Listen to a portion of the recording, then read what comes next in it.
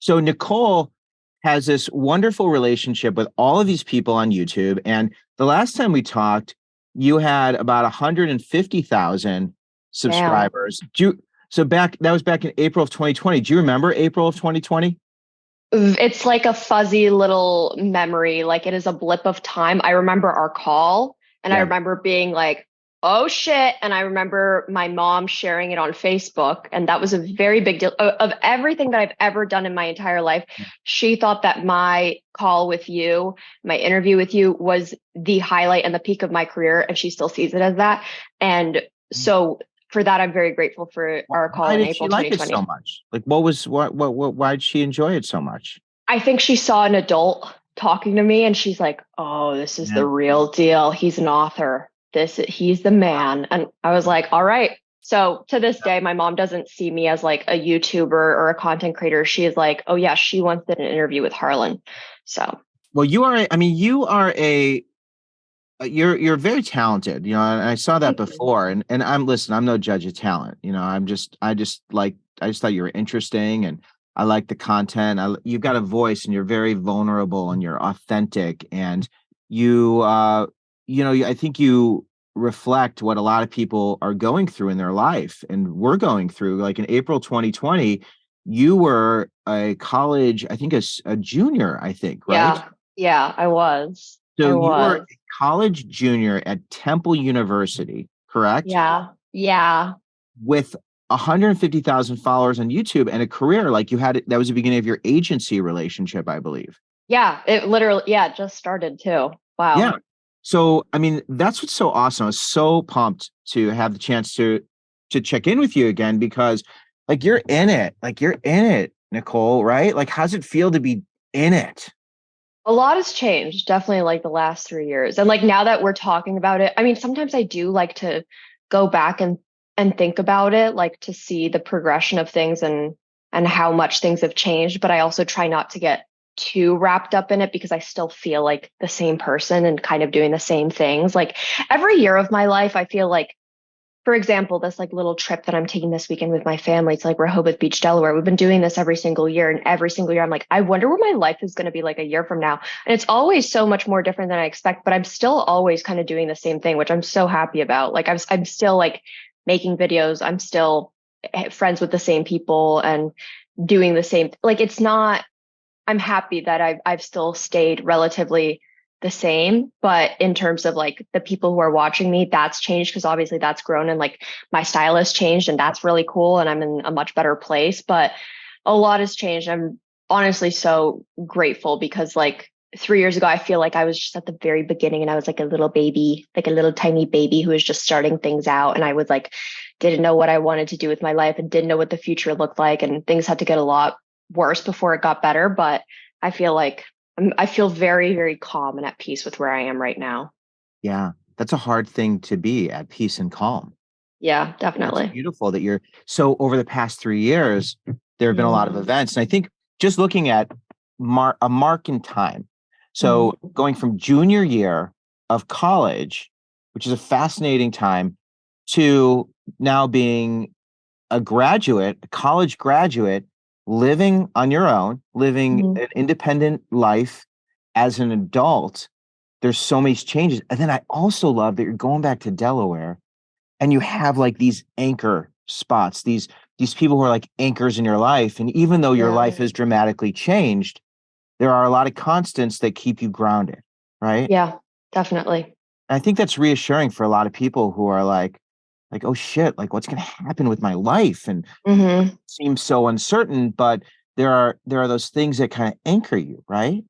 Yeah. Yeah. I have a really great group of people in my life who have been like anchors in my life, some stretching back as far as like middle school, some high school, some college, and then some obviously my family have been there since the dawn of time. But like I have a very good set of constants. I'm very happy. They're Yeah. like high quality constants. They're like 5 out of 5 stars of That's constants in my life.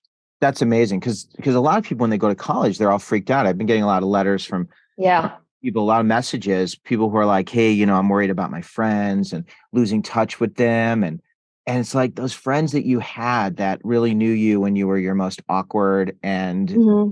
the worst version of you, even though it wasn't the worst version, like they stick with you, right? Like they're Absolutely. anchors. Yeah.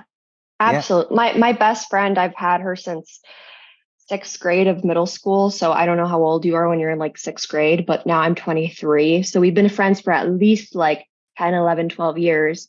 She's my best friend, lives down the street. Just text me today asking if I can pick her up from the airport. And we're planning on what we're going to do, next week. And did I know, like, when I was, 10 years old, that she was going to still be like a sister to me? I was hoping so, but like it happens. And I'm very lucky. And then there's some people who I was like, oh, this person will be in my life for the rest of my life, and then they're not, but I'm like strangely okay with it and at peace, whether it ended amicably or not. I'm like, what happened, but I'm still happy for, the people who I still have, and I consider them like family. And like, I feel like if you really like nurture those relationships, the ones that you really care about, it's doable. Yeah. I think it's hopeful because I love Mm, that. I think there's so much uncertainty with friends. They do come and go. And you have that anchor. So you're going to Delaware, kind of like it's a moment in time where you just kind of take pause and you get to reflect. So I want to learn about this journey from going from college to career, because I know that yours was very bumpy. yeah, You had a lot of you like to do bumpy. I do. It's Right. it's part of the ride. I also don't think I also like back roads a lot, Back roads, right. I like think scenic routes. see, I think the path that everyone takes, for whatever reason, I thought it was boring and it wasn't for me. Mm-hmm. I was like, why would I Mm-hmm. take that path? Everybody sees that, like that scenery. I want to like, I want to go off-roading. Yeah, And that's what I've been doing. That's why I got a car that's four-wheel drive so that I can do that. it's like not just like metaphorically, but like real. That too. But Right. but now that I think about it metaphorically, also like yeah, also metaphorically, like now that I think about it, like I always was like I need to do something non-traditionally, or I Mm, need to take the path that is non-traditional because it seems A, more fun, and B, I feel like I can do it. And I feel yeah. like it's Yeah. it's much more fun that way, even if it seems more difficult. So I have been doing that most of my life, right? And I'm a lot older than you, so I can share some insight. Are you open to wisdom and insight? I would say today I am open for wisdom and insight. Yes. Okay, because I have one gem. Okay, I'd love to hear it. Yeah, I just thought of it. I just thought of some wisdom. Okay. I'm going to share it. So, what I've learned recently is that main road, the road that so many people go down, is actually an incredibly helpful road to go down when I have the the the life experience, because I've reached a point now where I am so excited to share all the things I've learned, but the way to share it is to look at other people who have gone down the path and figured out how to create a road to get somewhere pretty exciting. So Hmm. one of the things is like so my YouTube channel, like I really want to do more with my YouTube channel. My social media has really blown up recently since we talked.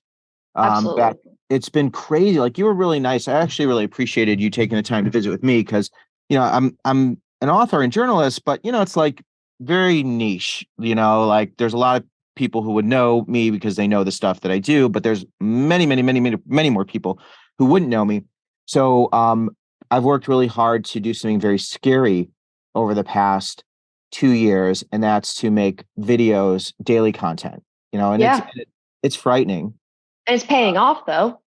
It is, and I've been working through this with my therapist over the years, because so much of what I did early on was like me, want me, notice me, right? I Mm-hmm. really needed people to notice me so that I had value, Mm-hmm. because I haven't had a lot of it, and I have terrible self-esteem, and I've worked through that. I have much more value, but I know you also have terrible self-esteem, or you had terrible self-esteem. Did Yeah. you? Right. Yeah. I would say that's more accurate. I'm like, now when I think of myself, I'm like, I think I'm pretty good. Yeah. But I have my lapses for sure. You've grown, and I don't want to, I base this on the content that you've created, being Yeah. very open about your emotional struggles, and Yeah. emotional victories, the change in the type of video content you're creating, the type of content you're creating now, going from more Right. lifestyle and all of the things happening in your world to being a little more reflective on society and trends and culture and offering Mhm. commentary, right? And we'll talk about that. But that part of, I think so much of what I did before, yes, I always wanted to help people, but I also really wanted to be noticed and liked. Yeah. And even though I'm an expert on rejection and all those things, but what happened is, and I share this because I think the part that is so interesting is putting myself out there every day really is not about me. Like Mhm. it's truly been not about notice me and look at me. And it's been, and it really started in COVID. It's like, wow, it's COVID. I can't share something that I think has value. And if I'm not sharing this information that has value, then really, why am I doing this? Right. Right. So I Absolutely. started offering content with an understanding that people are either going to like it or not like it, but my only job is to offer it without requiring anything in return. Yeah, I think that's amazing to live by. And that has been the thing that has changed, just my life and communication, because it's really not about look at me and notice me. It's about look at what I'm sharing, and if Mhm. you notice it, great, and if you don't notice it, it'll be here when you want it. And That's surprisingly very similar how I feel about my work now too as well. yeah, one of your videos, and we've got a link in the show notes to Nicole's videos. One of your videos that like really blew up was the video about people like not caring what people think about you, right? Mhm. So will you share with everyone your philosophy on being okay with people not liking you? Yeah. Um, Truly my personal belief is that it's not my business what anyone else thinks of me. It's quite literally like not even in like a in a kind way, like, oh, it's not your business, don't worry about it. But in a quite literal sense, it's literally not your business. Like it does not pertain to you and it doesn't really matter at all unless that person decides to share that with you and you can do what you want with that. But truly, I spent a lot of my life caring about what other people thought about me and caring about how I was perceived by others. And like I'd be a liar if I said like, oh, I'm completely immune to that and I don't care about that at all anymore, because I still of course do care about that to a certain extent. But I don't live my life based off of what others expect from me or what would make others happy anymore. And I truly am like it does all the people who I ever tried to make, you know, do the things that I did to either not embarrass myself in front of others or to impress others. Most of those people aren't even in my life anymore. And the people who I really like, those constants that we talked about, who I actually really do care about, will support me no matter what I do, and will care about me regardless. And so once I started to realize that kind of just me on this, and obviously like COVID helped with that because I spent a lot of time alone and didn't have to surround myself with people who I didn't necessarily want to. I cared less and less about what others thought about me because it didn't affect me every day of my life. I also live with the idea of like I will probably never see these people again, and if I do see these people again, as long as I'm not hurting them or hurting myself or doing something that would like leave an awful lasting impression, I'm really not doing anything wrong. And I think that was a huge fear of mine, was taking up space and being a person, like even living in society. Like I felt so guilty that I was taking up room. And especially as a woman, that's very, a lot of women can relate to that. And a lot of people can relate to that. But um, I think that has definitely helped, was just realizing like I'm worthy and I'm deserving. And I think a lot of that came with age as well. So I agree with all that. And I think that if you're 16, it's almost impossible. If you're 18, it's really hard. I mean, if Yeah. you're 38, it can be really hard, or Yeah. 48 or 58, whatever.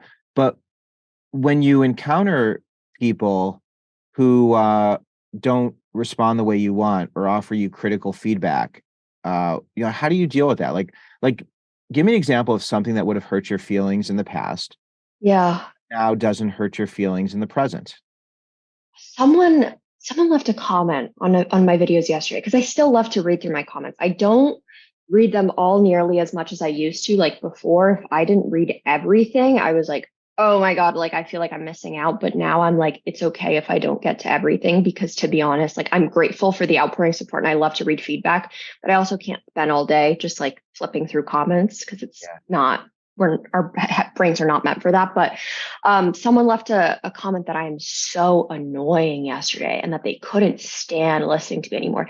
And then went on to another video like 5 minutes later and commented on that video too. I'm like, I wasn't annoying enough for you to not watch another one of my videos though. So Mhm.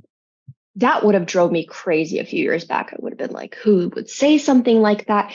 Genuinely, comments like that don't get to me at all anymore because if anything, it's just a bit more funny. And I also realize that it is just simply a blip in time of their perception of me. And that like 20-minute video of me is not representative of me as a person as a whole. Like I have 23, almost 24 years of my life under my belt, and they know me for 20 minutes. That is a very small percentage. And their perception of that, because of their own life experiences or opinions or thoughts or beliefs, that comment exists out there, but nothing in my life has changed since I saw it. And nothing in my life would have changed if I didn't see it. And so, kind of allowing myself to let that pass through me, it Yeah. helps a lot. So if for someone who's in high school and there's someone really cute that they like, and that person's like, "You're so annoying. You're so annoying." Hmm. Okay, context. This person knows me. We've gone to school together for maybe Hmm. 10 years. I really like them. I want them to like me. They're saying I'm so annoying. How would you process that? I guess now knowing what I know, I would have, well, of course, when I was younger and in high school, I would have been like, my life is over. Like this, I'm Right, transferring right. out. It's a But horrible now thing to is hear. absolutely. But as a 23-year-old, I think, why would I even want a friendship or a relationship with someone who doesn't value me or sees me as annoying? I wouldn't even want, like, I would have probably sought out validation from that person, probably tried to think, how can I become less annoying so that I am approved by them? But now I'm like, why would I even want someone like that in my life who sees me in that way? Because there is going to be millions other people in this world who I have access to an opportunity with in the future who don't see me as annoying and are probably cuter and are probably less Yeah, annoying themselves. So honestly, just respecting the way that you see yourself so that the perception of you is matches yeah, your perception of yourself. right. I find it annoying when people say I'm annoying, which makes you even more annoying. Yeah. It's like I don't really care enough. I like to do this. See, some people say I just don't care. Like I don't Hmm. care. But I really think that people do care. Like I think you're a very caring, emotional person, right, Nicole? Yeah, I would say so. Right. I would agree. And I am a very caring person. But when someone offers me feedback that is hurtful, instead of saying I don't care, I will add, I don't care to spend my time thinking about this. Absolutely. And I think Yes. that little expression of like spend my time thinking about it, it really allocates my time and energy and where I'm going to focus it in areas of my life where I have very little control, Absolutely. knowing that I'm doing my best. I like the four agreements. Do you know the four agreements? I don't know if you know the book, The Four Agreements. I've seen the book. The book looks very pretty. It looks very nice on other Yeah. people's like coffee tables. I have personally never read it. I think you dig it. It's cool. Okay. And there's a great audio book. And the four agreements are I always I'm gonna make sure I'm gonna see if I can just get it fresh. Okay. So one is don't take things personally. Okay. Hmm. Two is do not make assumptions. All right. So don't take things personally, which is what you're saying. Like it's none of my business what people think about me. Right. I don't have to Hmm. take it personally. Two is don't make assumptions. Three is be impeccable with your word. That's actually the first in the agreements. But being impeccable with your word means really saying what you think and being very clear uh, when you share your thoughts and feelings, which I've been really good at doing. It's scary because if you tell someone something, they might not like what you're sharing, but if you're impeccable with your word, you can back it up in a way where it's caring and kind. Yeah. I'm Yeah. offering this feedback because I care about you, and Absolutely. you can have an honest exchange. And then the last one is to do your personal best. Hmm. So if you do your personal best, even if it's not the best compared to everyone else, all you can do is be your personal best every day. And Yeah.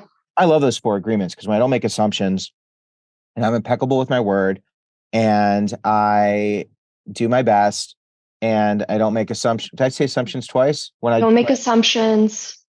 There was an Assumptions. Don't make assumptions. Be impeccable with your word. Do your best and don't take things personally. Don't take them personally. Yeah. So like that is like, anyway, I love the four agreements, but they really match with what you're saying. So Nicole, you have been through a lot because when you are growing up on YouTube, essentially, that's what you have been doing as someone who, for the majority of your YouTube life and young adult life, have been sharing insights into your life, right? You've been Mm-hmm. opening the world into your personal experiences. It's scary. Like, do people ever call you? I'm sure that people say like your physical appearance. Do you ever get comments about that? Absolutely. Of How do you course. It how do comes you with the process? territory. Okay, so how do you process physical appearance comments that are critical? I think I've had to learn to have I've had to learn to like my own physical appearance. And now it kind of goes hand in hand with other thing. It's like whatever someone else thinks, it's not really my business. And it's like I like the way I look. And people, I changed my hair. And a lot of people had a lot of opinions on that and like, please do this and please do that. I'm like, I am not seeing these people every single day. And I like my hair and they're not sitting here doing my Right. hair every morning. And they're not putting money into my pockets. They're not, building the roof over my head. They're not, it just doesn't, I feel like there's so many more things to criticize me for also. And there's so many other things to talk about. I feel like my physical appearance is like the least interesting thing to like critique. I'm like, all right, do better. Like there's just so many other things to talk about. And it feels like such an outdated topic. Cause I always like, whenever I am trying, if I really don't like someone, I will never resort to talking poorly about their physical appearance. I feel like when people resort to talking negatively about someone else's physical appearance, it doesn't even go so much as like not liking that person. I feel like it goes further. It goes like inward. It's like something about yourself is not correctly like all the way there Right. because I don't understand that. If someone deserves it and they're a mean, bad, nasty person, Yeah. and I can tell my friends like they're a mean, bad, nasty person. I'm not going to sit there and be like, Yeah. and their haircut's stupid, and they're because that's just the least interesting thing. Doesn't bother. It's nice you have that. I still, when people will comment on my ears, they'll be like, "You have monkey ears," or do you get like HBO on your ears, or like the people comment on my ears, and there's a tinge of me that like I get upset for a second because Mm-hmm. because when I was a kid, like people would make fun of my weight, they'd make fun of my ears, and but then I'm okay. So it's like this. There's this 1 second where I'm like, "What the?" And then I'm like, "Wait." My ears separate me from the flat-eared men of the world. They're a gift. They're always going to remember you though, whenever you come up across like their For You page or anything else, like they will always remember that. Also, them commenting that is further engagement for you. And so you are a memorable person, whether that's because of your ears or that's because of what you have to say or your like whatever it may be. It's like to one person, it's like a negative attribute. And to someone else, it's like, oh my God, this is so cool because I might have big ears too. And this is so nice that I get to see someone like looking up to someone else who's like an author and a journalist and they look like me. That was something that happened where I'm like, hey, someone said something and it was like a little hurtful. And I was like, hey, I'm at a point where, I'm okay with, I know people are going to comment, but just when you say things like that, that could hurt people's feelings. And the person's like, oh my gosh, I actually love your ears. And, I actually was saying in a positive way, but because I had that feeling of like the Mm-hmm. past, I would shade it in a way where it was uncomfortable. But I think all of that, the part about you and your confidence and your ability to persevere and to continue on, I think is really wonderful and something that a lot of people can look up to. Do you look at yourself as a role model for anyone? For anyone. Do I? I guess if anything, now I would say I can see myself as a role model to younger girls and like teenage girls, if anything, mainly because they tell me that and not because I'm like, just like, I Right. just feel it in my bones, but like because I've been told that, and how there's girls who have gone similar things that I've gone through and, may have similar goals as I do, or, maybe struggling through college or struggling as like a first generation college student, or just all these different factors I never thought that make me unique, but someone needs to look up to someone else. And I guess like from me showing the lowest points of my life, it's been cool because now that I'm able to show the higher points of my life, I can kind of show others in a similar position of people that, you know, are like me where I was a few years ago. It's like life can get significantly better. And I promise you, and if you just stick it out, it really can. And so I think that's like the biggest proponent that I am, is like the whole it gets better thing, but like being a role model to others that it's not always going to be terrible and awful and sad and really cryptic forever. Yeah. I think it's hard to be like 19 or 20 and to have all of these other girls, teen girls, and I'm sure, you know, guys too, and non-binary students and people, and you know, people all different gender identities, look up to you, and you're like struggling, like you're in it. It's like, you know, you're working through it. And I think there's a lot of power in leaning on that community as well, but it's also pretty scary because the thing about you, Nicole, is like you've done it. You've been there. You're an only child, right? You went to college, first generation student. You've been in relationships. How long have you been dating your significant other? Gonna be 6 years this August. So 6 years, you've graduated, right? Which is amazing. You're self-employed. Is YouTube your full-time being a creator? This is your full-time job, correct? Yeah. Yep. Amazing. Self-employed. You have been very open with your mental health. You have your own place, right? You don't share a place with someone, right? Yeah. And Yep. you've been dating the same dude for 6 years, right? Yeah. And Same dude. you don't share, you're 23 but you don't live together, which is No. a lot more economical, but right, you're not doing that. You continue to grow from 150K in 2020 to 150, or to 500, what is it, 566K today subscribers. You love music.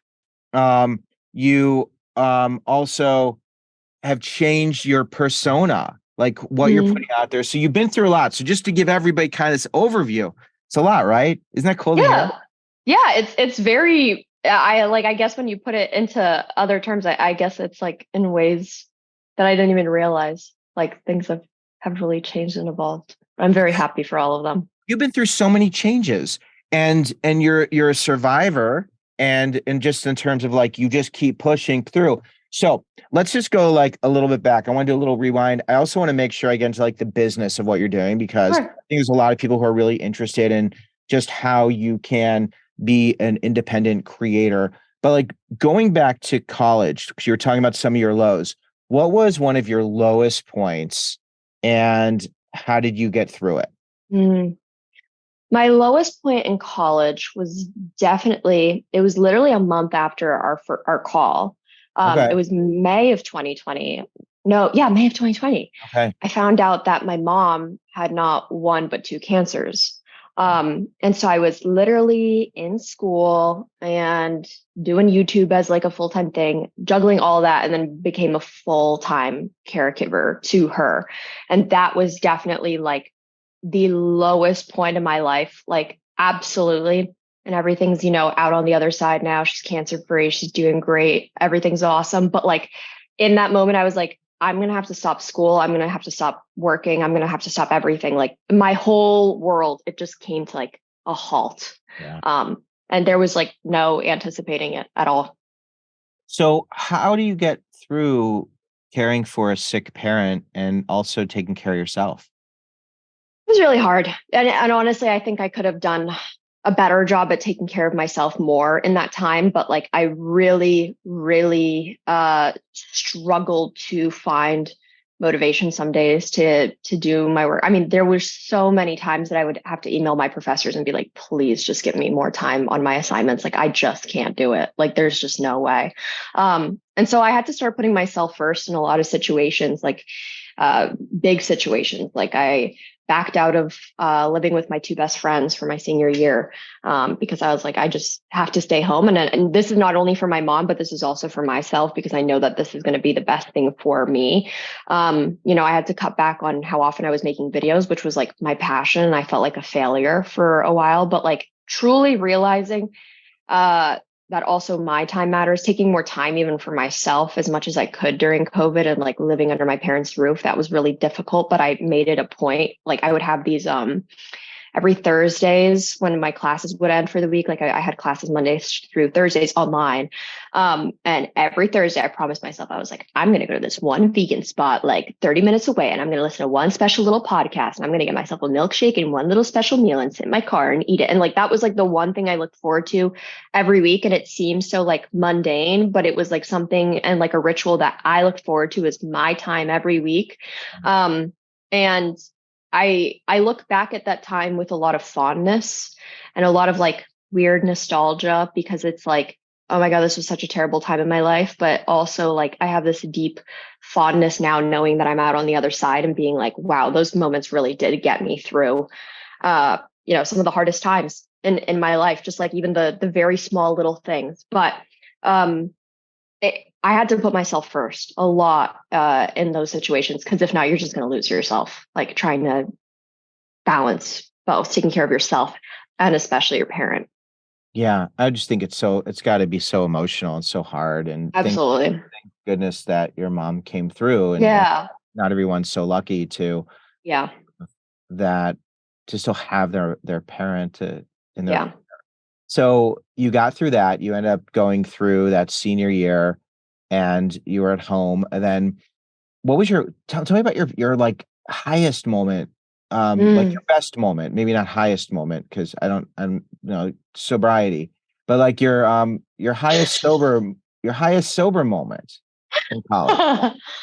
Oh my God, I loved being an RA in college. I loved it so much. My first year being an RA, my sophomore year, I really loved that time in my life because it was like, first of all, the most social I've ever been in my entire life. And it was like, I was an RA to people, an RA to freshmen, but to a lot of them, I was the same age as them just because my birthday is at a weird time in September. So I was literally like 19 and 20 during that time. No, I was like 18, 19 during that time with a lot of other like 18, 19-year-olds, and even one that was like 40. But anyway, that's a different story. But I was just an RA to like people my own age. And it was just like this really cool community that I got to curate myself. And like we became really close. And I'm still in contact with so many people. Like I was driving in Philly the other day and I was like, Rachel, what the heck? You live here? And she was like one of my residents. And it was just such a cool time that I was like independent, living in my own room. And I got to start my YouTube channel. And that felt like such a high in my life. And that was the highest I've ever been was as an RA. Nice. And then to be an RA, the benefits, did you get free room and board? I did. That's like 10 grand, 15 grand benefit, right? Yeah, saved so much money. Yeah, that's huge. It's huge. And then to become an RA, Mhm. was it a hard job to get? It definitely was hard because you get rejected pretty easily because they're going through hundreds of applications. But ultimately, I was really scared for the interview. I used to do at least really poorly in type of like, I black out when it's kind of like just one-on-one. And now I'm obviously more used to one-on-one conversations and I'm okay with it. But like back then, that was so nerving to just sit there with another person, like tell them about my life. Like I remember I like lied in my interview, not about anything serious, but they told me to tell them about like a experience in my life where I like experienced disappointment and how I like got through it. And I completely created a fake scenario because I didn't know what to say in that moment. And like I just blurted something out on the spot. And it was the stupidest thing ever. And I was like, oh, Remember what it was stupid, you made up? stupid. Yeah, I like lie that like my mom like didn't want to hang out with me or something, that like we had plans for dinner and then that she canceled or whatever. And I'm like, that would never happen because my mom and I would never have plans for dinner because my mom is the last person to make plans ever. Like we are a Right. spur of the moment type of people. We don't have plans. I was like, that is a big lie. I was like, whatever, this is so stupid. I'm not going to get hired. But then I did. So So the lesson is to lie. yeah, Right. yeah. That's a good lesson. This is why you're a role model This is to why I'm so a role many model. young Yeah. women. because of Yeah, no, you obviously you're genuine. You want to help, and the lesson is not to lie, because the lesson is to do the interview, and whatever comes out of your mouth, you just say, I'm practicing," because all this stuff is absolutely. practice, right? It's It like is. you're 19, you're 18, whatever. It's Yeah. practice. You do your best. So then, for anyone who's going to college, let me just ask you this: well, RAs, resident assistants, are the people on your floor who help you. And imagine if you had Nicole as your RA, that'd be so cool. I bet you were really easy to talk to. And I hope. oh yeah, I'm sure if somebody has a problem and they're uncomfortable and they want to approach their RA, what's your advice to this person? Do it because you're paying. First of all, let's look at the logistic side of it and then I'll get into the emotional side of it. Logistic side, do it. You're paying so much for room and board. This is literally part of the package deal that you get to talk to someone. Take advantage of it. Take advantage of every last dollar of all the money that you're putting into college. Take advantage of it all. Every single rec center, every single meal that they give you, every single whatever it may be. Talk to every single person so that every single one of your dollars is worth it. That person is there to talk to you. Second of all, from an emotional side, they likely want to be there because almost 99% of the RAs that I work with genuinely loved and cared for their residents. And okay, maybe not loved, but like, you know what I mean? Like Right. they genuinely had a strong care that they wanted to do this job because of course, yeah, free room and board is very nice, but you also need to remember it's technically an unpaid job because you are getting compensated, but you have to really like what you're doing in order to do that for pretty much like no compensation for the whole year, like being an on-call person all the time for students. Yeah. And the people who did it had this love and care and wanted to do that genuinely and had a real passion for it. And I don't know anyone like while I was working with them that was like, I don't care about them. Like they're stupid. Who cares? Like people, that's not the situation. At least with the people that I worked with, that was not it at all. Everyone genuinely gave a shit. And so that's what they're there for. They want to help you. And so you should do that.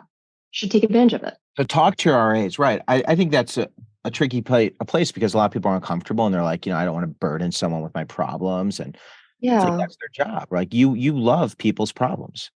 Yeah, absolutely. And also, it's like if you can't necessarily help them with that specific issue, it's someone to talk to, and then they can refer you to the next person. Like, I didn't have the answer to all of the things that, like, people came to me for, but then I had resources that I could refer them to that did help them. And so I was basically just kind of like this gateway. I was this Yeah. gateway drug. I was like this gateway into like all these other Yeah. resources and help. And sometimes it was an immediate help. Sometimes it was advice. Sometimes it was just an ear to listen to. Sometimes it was like, here's the office that you need to go to get this taken care of. But regardless of what it was, it felt good to help people who were the same age as me. And I was like, I'm literally trained in this, and I did the summer training for this and whatever, and I'm getting compensated for this. I want to help you because I was in a similar position as you when I was literally a year ago. Right. Perfect. So you are that person who's in Hmm. people's corner. So I know mental health is a big issue, like Hmm. that you've talked about. Like, what are your publicly, and I know you're doing less lifestyle uh, videos, but you have a whole archive that can give people a really good sense of you. And we're going to link to some videos that you shared with us. One of them talks about OCD Yeah. and other. So give us a rundown of your, are you comfortable giving us a rundown of like your mental health uh, Yeah. challenges? Because I think it's important for Absolutely. people to be okay with this. Absolutely. The top ones that I struggle with are OCD and PTSD. And that is like what I am in active therapy for. I'm in an exposure therapy. So it's nice and intense. And it's something I never thought I would do, but here I am. And I'm on medication for it. And this is literally something that when I talked to you last, I had no idea I had it. Zero, no clue. Really? So yeah, no idea. I found out 2021 that in the summer that I just got diagnosed then. So this is like still relatively new to me, Yeah. but I've been taking the last 2 years very seriously in how I'm treating myself and like the work that I'm putting into it. So I had no idea.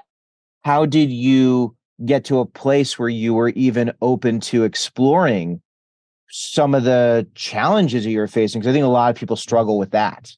Yeah. I always knew, like growing up, like Nicole has anxiety. Nicole has pretty bad anxiety. Nicole, has some things that she just can't tolerate, or certain situations that she gets really, really affected by that most people don't, or Nicole cannot get over certain situations like other people can. And so it was just always this like quirk. And this thing that I also used in my videos is kind of like a personality and like this thing that I was like poking fun at a lot, because it was just this thing. It was just me. And that's why a lot of people actually don't know that they have OCD, is because a lot of times people are just taught that these attributes are just part of them because they've had them for so many years. It's not like every single time that you have an OCD symptom that it's like a rare, like a red Right. glaring like sign in your brain that's like, this is OCD. It becomes a part of you because you're so used to it. And so I knew something was up, and my family really could see how it really got worse and exacerbated with COVID and my mom being sick, and You give us being an at example of like what is it getting worse? Like what was your behavior? so one of the worst things, one of the hardest things was that I, with OCD, I have a really, it's a lot better now, but I had a huge paranoia at all times that I was pregnant and that I did not know it. And it was the strangest thing, and I couldn't talk to anyone about it because no one, like, that's just such a, like a strange thing. And I'm like, I don't know why I'm like obsessing over this, but like it started off when I was a kid and I watched this show called I Didn't Know I Was Pregnant. And it was on TLC, and they would like do reenactments of like these people who are 9 months pregnant and had no idea. And then they would go to the toilet in the middle of the night, and then suddenly they're giving birth. And that became my biggest fear, but not something, whenever it was like, it wasn't normal to talk about because everyone in my life was like, I can't wait to have a baby. I can't wait to be older and have kids. Or some of my friends did start having kids. And I was like, oh, this is not like a comfortable place for me to talk about this. And then also, like, my mom was very sick. Now understanding, I was like, I don't know why it's getting bad now that my mom has cancer. But the reason was because I was under such high stress. And so I'd be sneaking out of the house and getting pregnancy tests. There was literally zero chance that I was pregnant. I was deep into quarantine, but there was still a massive fear of mine. And then I'm bloated. I have stomach issues. I automatically think I'm pregnant. And so I couldn't talk about this with my mom. I couldn't talk about this with my friends. There was no one that I could turn to. And it became so bad and severe that I was like, something is telling me that this isn't entirely normal with the way I just don't hear anyone else talking about it like this. And I had to like block words on like social media, like the word period or pregnancy or anything like that. And I had no idea why, and it was affecting my every waking moment.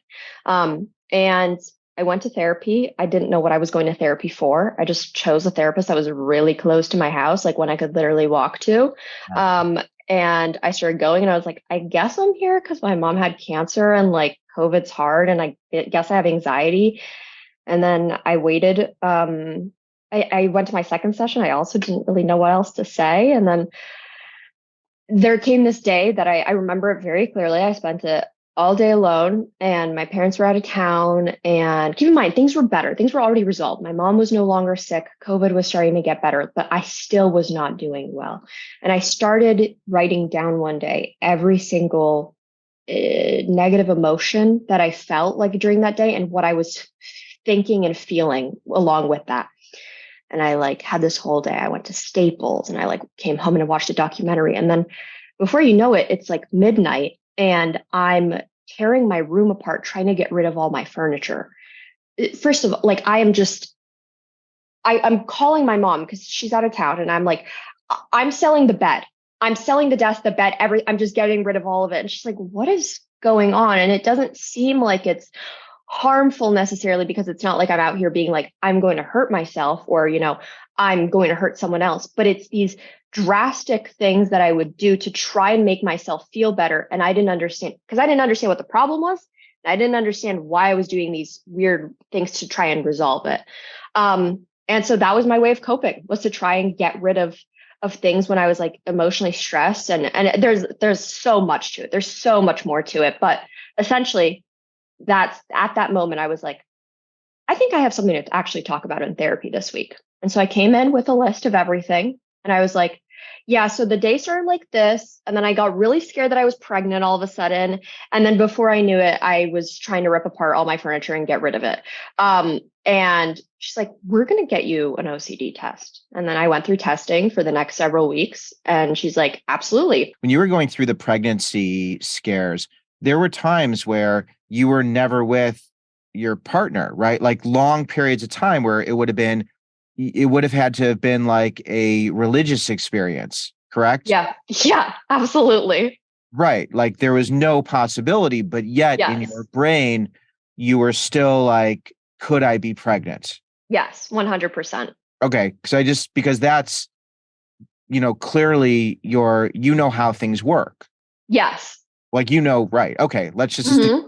right. Hmm. Because when you were a teenager watching that show, you might not have known, but like Yes.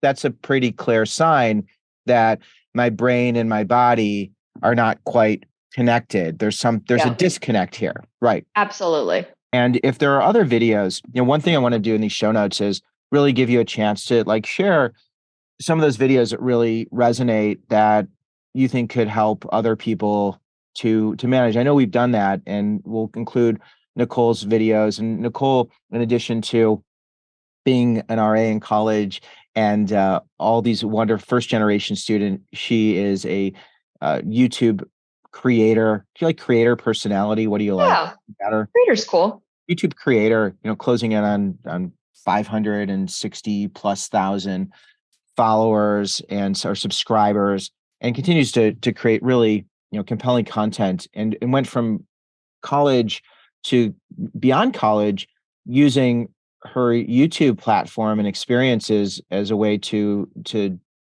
be a self-employed person, which is amazing. So help me to understand going from college to career. So as a YouTube creator and as someone, what's your degree in from Temple? I have a degree in Bachelor of Arts in Media Studies and Production. Nice. Okay. So your college experience, you have your college degree, and then now graduating and deciding that you're going to continue to do this. Tell me about that process of being a junior and a senior, having this YouTube career, and then deciding this is what you wanted to do full time. Uh, was that an easy decision? What was involved with that decision making? Ooh. Uh it it was a dream. It was a pipe dream. It was one that I was like, oh, I don't know if I can do it, but it would be great if I could. That'd be awesome. And then the moment in which I felt like I could really do it and I was like, I have to put my mind to it, was when I had a video that did very well and got over 2 million views. And in that moment, when I saw that, it was when I hit 100,000 subscribers, like everything shot up and grew so quickly. I was like, I need to ride the wave of the momentum. And I remember sitting down with my friends and telling them, you guys are going to think I'm crazy because I'm making one video a week while we're in school and I'm an RA and we're doing all this. One video a week is a lot. I'm going to do two. And everyone's like, oh, you're so stupid, Nicole. You can't do that. You can't do that. And I was like, hear me out. I was like, I really think if I really put my mind to it, put a lot of work and effort into this, I think I can make this work and make it happen. And I'm so grateful that I did, because exactly a year later, I was able to financially stand on my feet on my own. And with everything, it became a full-time career before I even graduated. And so I knew what my goals were when I was leaving school. I knew that this was what I was going to do, but I needed to nurture it and care for it in the process of me graduating, and sometimes I don't recommend this for everyone, but sometimes that meant putting more work and effort into my job than it meant in school, which like my mom didn't like that, but it paid off, because that's the whole point. Also, when you're in college, is to get an education and hopefully be able to do something with that. And a lot of my professors, luckily, were very understanding of that, because I was lucky enough that my career was in media studies and production. Like quite literally, that's what I was doing. So I was lucky that I was like, okay, I have work to show for this. This is serious. I am taking this very seriously. And sometimes that means that I'm going to put a little bit more effort into the video that I'm going to make for my channel than it is for the video that I'm going to make for class. But I'm also a senior and I'm able to do that. Like this was, I had the credits, I had all the, whatever. So it was kind of like reassessing where my priorities were towards the end. But I think a lot of people would do that as well if they had like a normal office job that they got hired in, maybe part-time while they're still in college. And they're like, this will be your full-time when you're out of college. Of course, you're going to put in the work into that career because that's what you're going to stick around with forever. And it happens for some people, not a lot, but it definitely happens. And I think that definitely was very important for me. Yeah. I mean, it's interesting because you continued to complete your degree. I mean, your channel was already booming and you were generating revenue. And then was there ever a point where you're like, as a junior, I'm just going to check out and just go full time now? Or was earning that degree something that was a really important benchmark for you?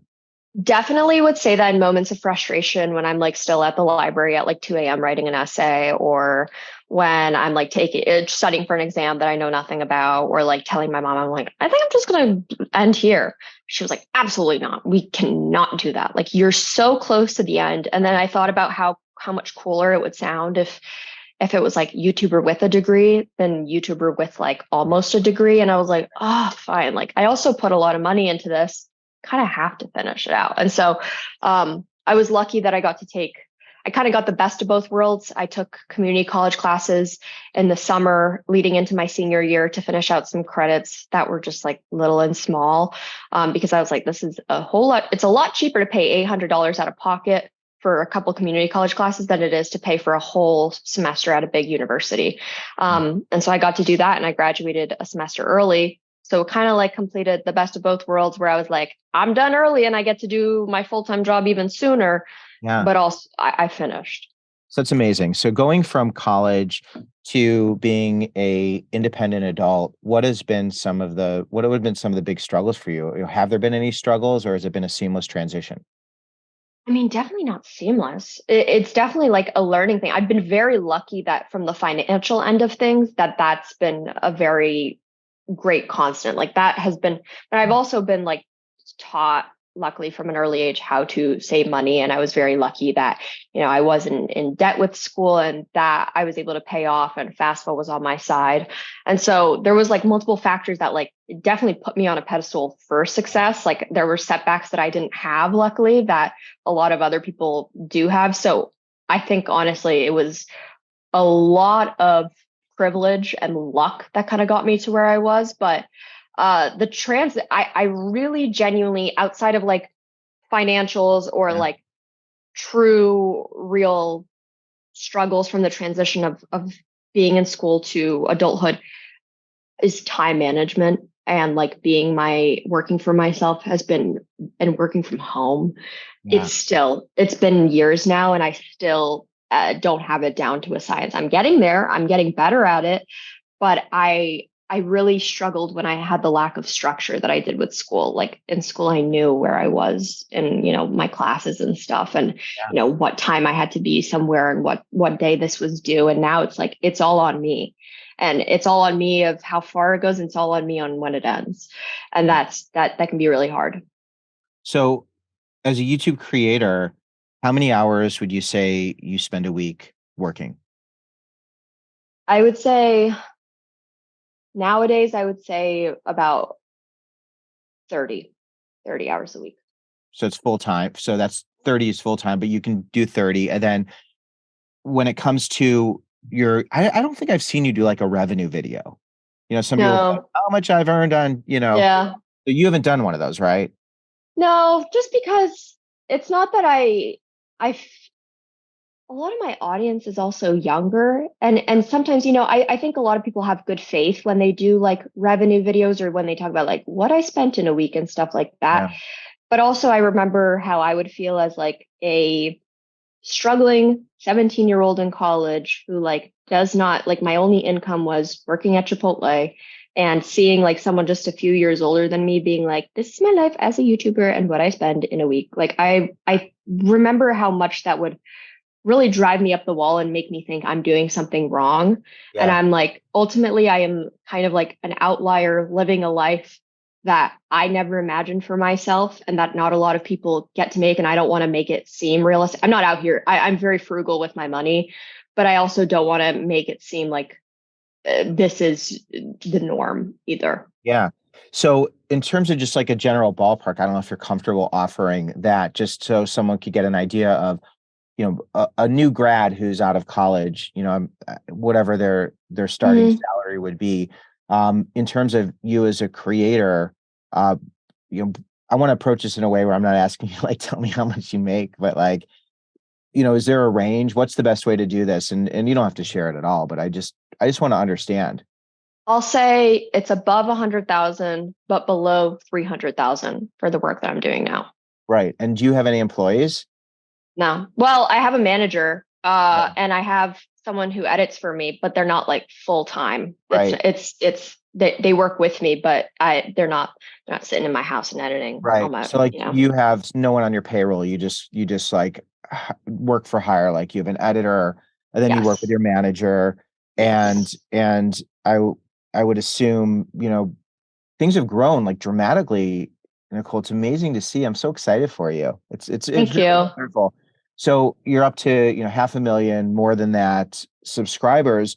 So what is your goal in the next 5 years in terms of your Mhm. personal brand, in terms of your career? Do you have some goals, a vision of what you see happening? I would love it if I could take it. I will always love YouTube and I will always want to like that's my bread and butter and I want to stay there. But I would love for it to take me to new opportunities. I would love to be able to interview, especially music artists or go to concerts. And that's like my space. I love being around pop culture. I love Yeah, being around music and I think some way being able to offer some sort of like creative side to it, whether yeah, that's like filming or creating some sort of piece for that, or whether yeah, that's interviewing or, you know, I feel like oftentimes I love watching interviews for artists. Like I think it's so cool, but sometimes I'm like, these are the stupidest questions ever. Like there's so many better things. And like I think we need more fangirls to be asking the questions of these artists because they're the ones who have the good questions.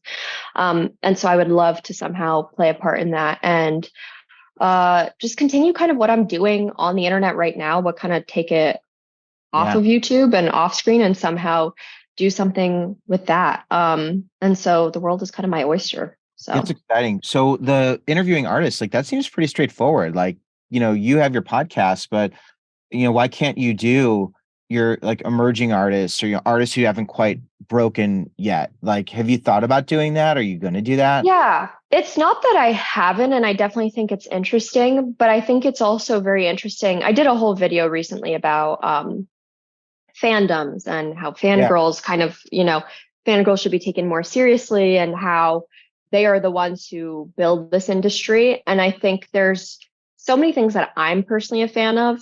And I obviously it's not like there's no way to have a career of just solely like working with only the people that you are very huge fans of or anything like that. But I also like wish there was more genuineness within the industry of like the people who are actually loving this thing or yeah, are working on this thing and I think I mean I feel like that's definitely a great place to start, but I feel like I have the potential or the I can see myself doing it with artists who I one day would have been like, I could never imagine, or like they're an artist like that's like behind me or whatever, like yeah. except Prince because he's, dead. But like, Yeah, I've been um, ready to print. But what's so cool? I have an idea. You open to ideas? You could take all these yeah, ideas. I I love love ideas. this is so fun because you're so interesting, and I love how you've made a shift. And I keep mentioning it. But there's a video that talks about the shift, so I don't need to have you talk about it because there's videos that talk about a lot of these things.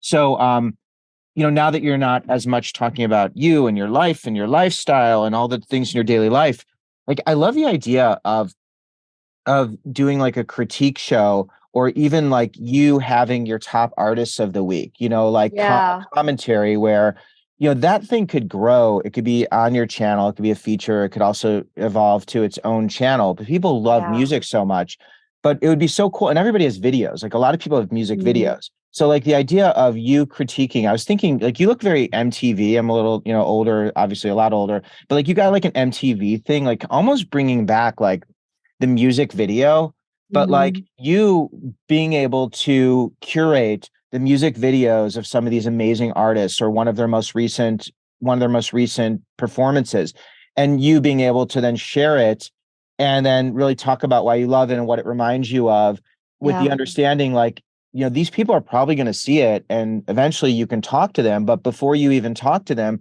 just curating and sharing, almost like you did. I know that you did a book reading the other day, uh, Yeah. which is so cool. Like you're experimenting, but I just love the idea of like you and your friend watching like a particular video of music and just being like, why Yeah. you love it so much and what it reminds you of, and having your playlist that goes along with it. Yeah, that's crazy because as a kid before I would go to school, like elementary school, I would have MTV up on the screen and I would sit there like with my little bowl of cereal and I would just watch music videos religiously. And when Kate, like when YouTube started to become a thing, I would just go home and watch music videos all day long. I love it. And I feel like artists need to take music videos and realize that there's an audience for it still, and Yeah. it's me. And even if no one else will watch it, I will. I will But you, always love to watch it. yeah, well, you can watch it, but what's also so cool, because there's a few people I follow on social and like Instagram will come into my feed, and I'll be like, or on TikTok, and I'll see someone, doing an original song. I mean, like Jax is become very pop culture, but like there are so many people who are alternative and on different genres, and the idea that you like who you follow and why you follow them, and then showing them like singing in their bathroom and being Mm-hmm. like, because that is a music video. Like this is Yeah. the modern day. Like you can be a VJ, like the Yeah. modern day VJ, and video jockey, for those who want to know. Like VJ, it was like DJ, like a disc jockey, but like they were the VJs, and that would be so cool. And that love of music, right? I know so many people love music. So anyway, that'd be cool. I'd love to share that. So whatever you do, it's exciting to know that you can do that. I do have a couple more questions. You've been so generous with your time. Oh my God. It's fun to talk to you. I mean, like we could just talk for hours. I know. It's very easy. Uh, this whole boyfriend business, okay? So, like, there's 6 years, you've had a long distance relationship, right? Like Yeah. I've talked about, people ask me questions, should I do a long distance? Should I do, you've been in this relationship for 6 years, you don't live together. Mm-hmm. So, and you don't really talk about your boyfriend a lot in your videos. Like your relationship is kind of like it belongs to you. So again, I Yeah. want to like be really respectful of that part of your life, but you're like, no, you don't have to. Good. No, like I'm like cool with it. Like when I want to talk about it, I do. But like when it comes to like making content about it, like Yeah. videos or anything, I'm like, oh, there's so much more cool and interesting things about Yeah. me. Like I'm like, I'm my boyfriend. Well, 6 years is a big chunk of time, and Yeah. so you said you're 23, so you started, Yeah. you're 17, pretty much, like Mm-hmm. grown up with this dude, and like, what's been the secret? Like, why have you stayed together? What has made this relationship worthwhile? I think we've both really done a good job at allowing each other to change and to grow as people and to allow each other to explore that, and that it doesn't always necessarily have to involve one another. Like we have just done there's been so many changes in our lives. I'm a completely different person than when I was 17 and he's a completely different person from when he was a 17. But we're just kind of I'm kind of like his cheerleader from, Philly, and he's kind of like my cheerleader from Boston. And we're just kind of rooting for each other and just showing and supporting in any way that we can, even if it's from a distance. Yeah. And I think that ultimately helps. We have very different interests. He's a mechanical engineer. I've been with him for so many years, and I've been with him for such a long time, and I try and pick up as much as I can about mechanical engineering and knowing what he does.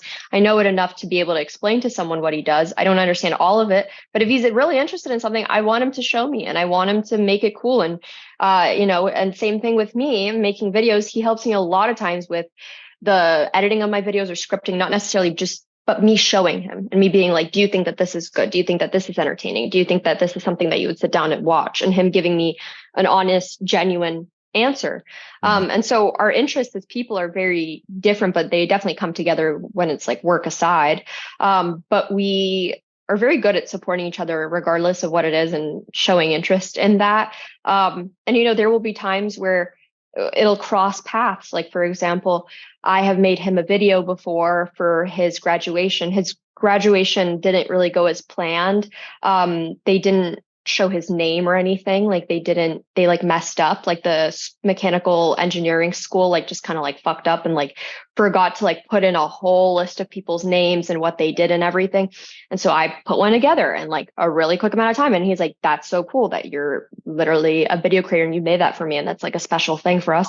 And then him and his friend are working on this program to like help me edit my videos down in a faster way. It's not AI, but it's like a way to cut down the videos whenever there's like gaps and silences and stuff to kind of help me edit a little bit faster.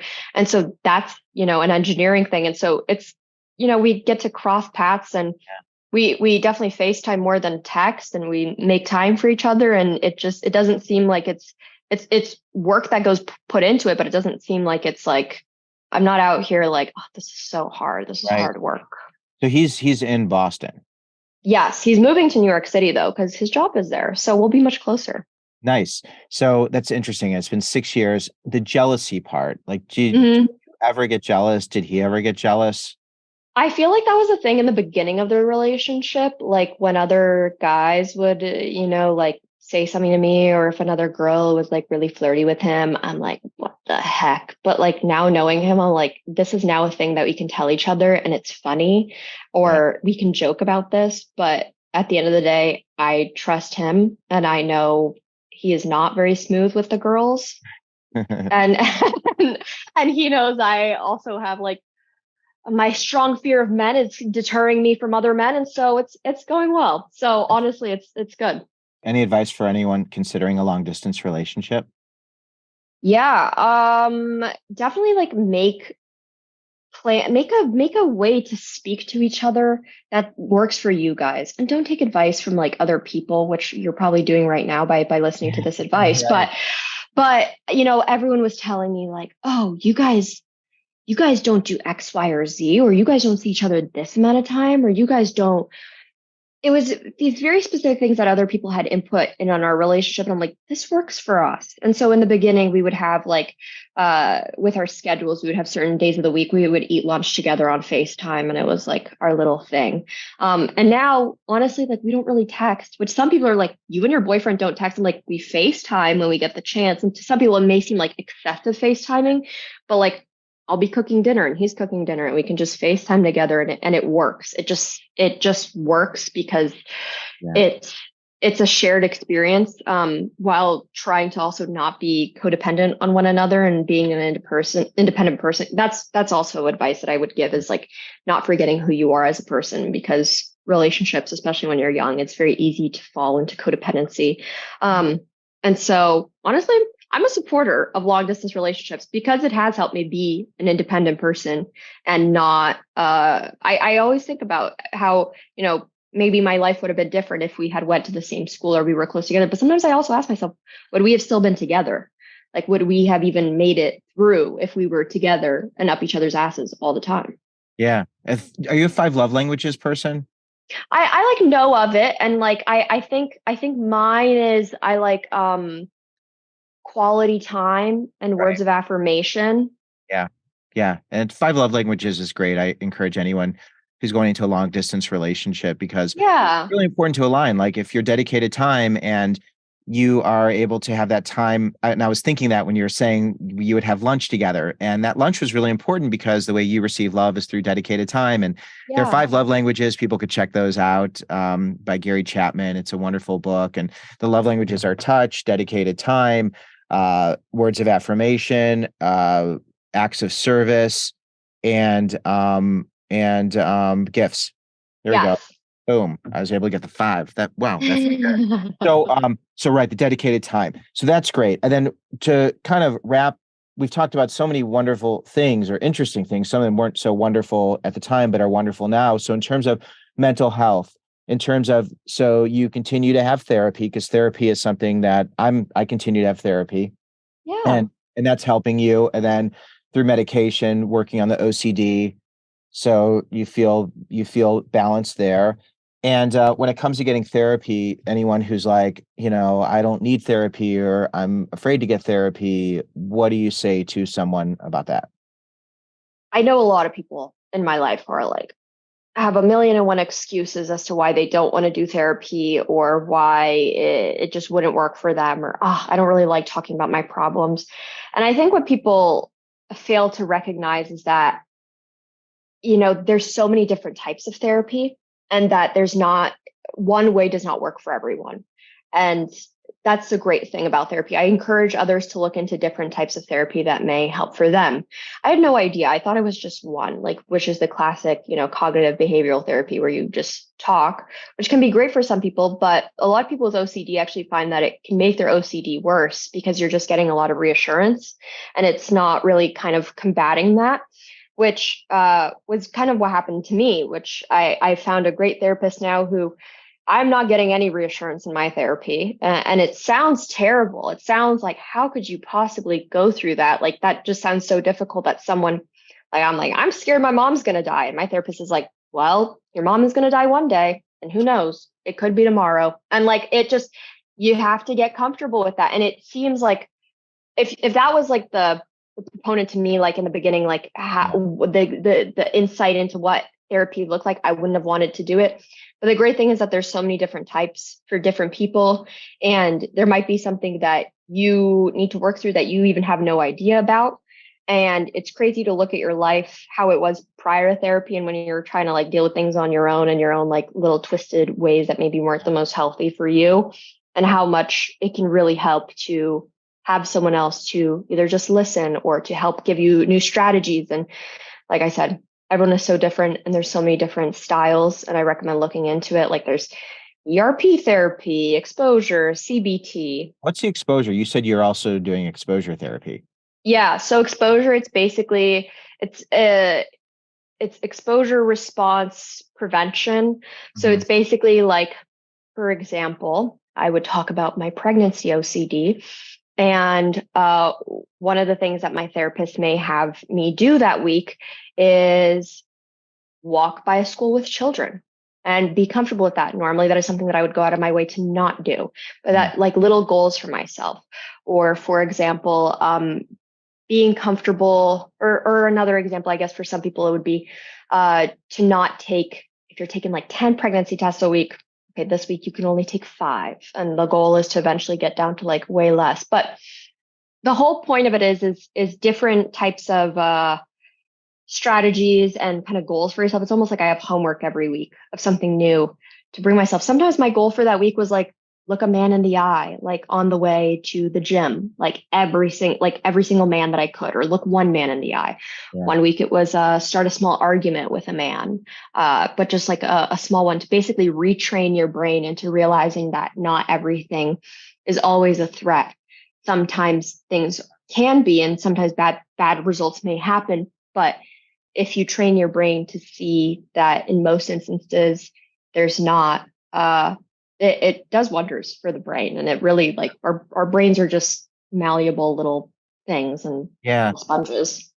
I like that idea that my brain is not me. Like my brain is this Yeah. organ that sits underneath this hard thing. Yeah. And I'm I'm in charge of this brain.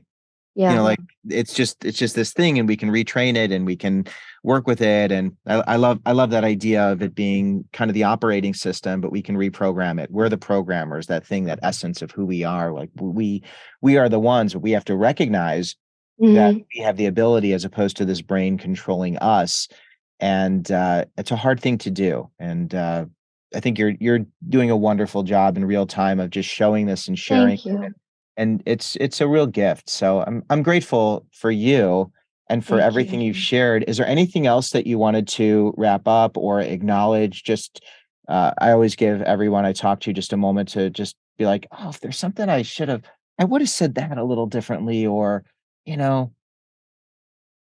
Ooh, I think I think my one advice, if there's any like college students listening to yeah, this and or going into college, um, I think for me, one of my problems, not maybe not problems, but was that I felt like I couldn't reinvent myself once I went to college. I was like, oh, I kind of have to still stay being the same person and stay with the same friend group, like we talked about earlier, like still staying with these people and these constants. And the sooner that you get acclimated to potential change and letting go of kind of like the fear of the unknown and getting comfortable with the possibility of change, not even necessarily getting comfortable with change, but the possibility of it, I yeah, think that's going to open a lot of doors for you. I struggle a lot with, not having the answers laid out in front of me. I used to struggle a lot with not knowing, like, if these people were going to stay in my life or what I was going to do or what, like, I needed control over everything in my life,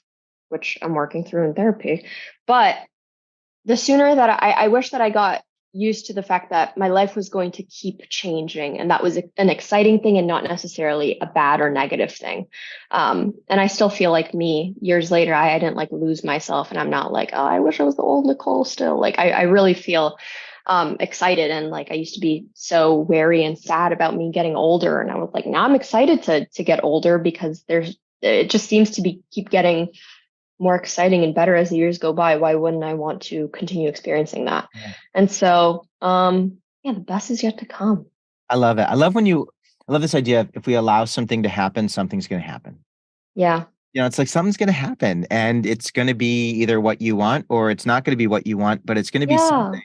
And It's eventually, something. right, it's something's interesting. Like even if it's not Yeah. what you want, it's like it's something. And those experiences that we have that we don't always want to experience, they teach us, those unexpected or unwanted changes are the best teachers. And then there's all of these other wonderful outcomes. And it's fun to watch you. And it will be fun to, we have to do this we could do it more than every couple years, but it's Yeah. fun. So like 2023, that's where we are now. So at the latest, we'll do this again in 2026. Okay. Cool. And then I hope it's cool also. Like I have a bunch of questions just in terms of like my growth and there's so many new things that I'm experiencing. Absolutely. And I'm excited to do that. And kind of coming full circle of like I used to be this off-road kind of guy who wanted to do it my way. But now I've recognized that when there are people who have paved a path and have figured out ways to do things that are really remarkable, I've become much more collaborative and much more Mm, open in seeking help. And I think it's fun to watch you, and I hope it's cool if I reach out to you as yeah. well. Hell yeah. Do it. So for anyone who wants to follow you, who wants to stay in touch and wants to learn more about you, what's the best way for people to stay in touch? Yeah. I'm Nicole Rafiee everywhere. That's Rafiee. And then Nikki Nasty on TikTok. All right, and we'll give you links to lots of videos in the show notes, Cool. and everybody will stay in touch. And Nicole, thank you for being you. Thank you. I appreciate this so much. I was so excited for it. And I'm so happy that we got to This talk again. this has been it's Friday. This has been Nicole, Nicole, Nicole. Thank you so much for being here. We are Harlan, Harlan, Harlan. Of course.